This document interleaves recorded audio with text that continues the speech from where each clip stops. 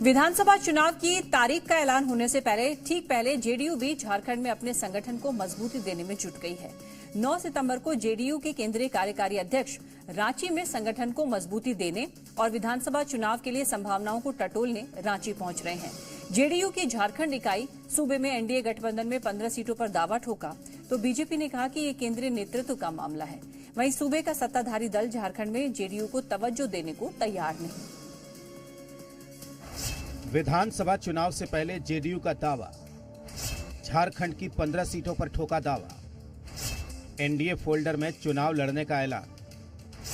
JDU के दावे पर टेंशन में प्रदेश बीजेपी।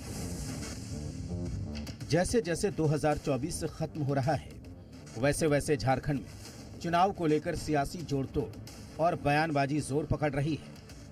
अब झारखंड जेडीयू ने 15 सीटों का दावा कर बीजेपी के लिए मुश्किलें खड़ी कर दी हैं।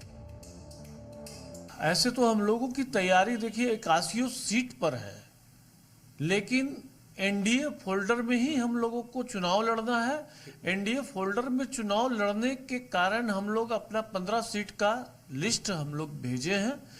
अब उसमें जो हम लोगों को मिल जाए, लेकिन हम लोग को ये उम्मीद है कि 11 सीट में हम लोग कंफर्म चुनाव लड़ेंगे। जेडीयू के दावे पर टेंशन में आई प्रदेश बीजेपी ने नपी तुली प्रतिक्रिया जाहिर की है। राज्यसभा सांसद प्रदीप वर्मा ने जहां सहयोगियों को लेकर चलने की बात कही, वहीं सांसद आदित्य साहू ने इसे सीधा सीधा जेडीयू का आंतरिक मामला बताया।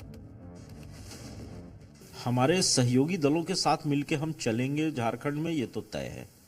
बाकी हमारा केंद्रीय नेतृत्व तय करेगा कि उसका स्वरूप क्या होगा, कितने सीटों पे कौन लड़ेगा। ये सारी एक चीज तय है कि हम सभी सहयोगी दलों के साथ मिल करके इस जन विरोधी सरकार को उखाड़ फेंकने का जो संकल्प है उसको पूरा करेंगे, सभी साथ मिलकर चलेंगे। जदयू का ये आंतरिक मामला है। 15 का 50 सीटों में दवा ठोक सकती है, उसमें कहीं कुछ हम लोग को नहीं करना है, परंतु केंद्रीय नेतृत्व का विषय है।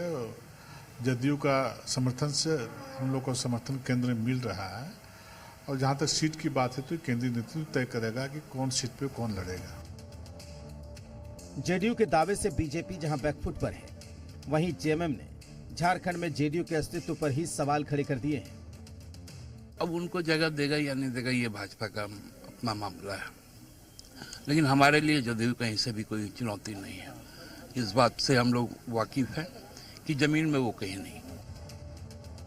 झारखंड में कभी सत्ता निर्माण में महत्वपूर्ण भूमिका निभाने वाला जेडीयू एनडीए का हिस्सा बनकर झारखंड की सियासत में फिर से पैर जमाने को बेताब है।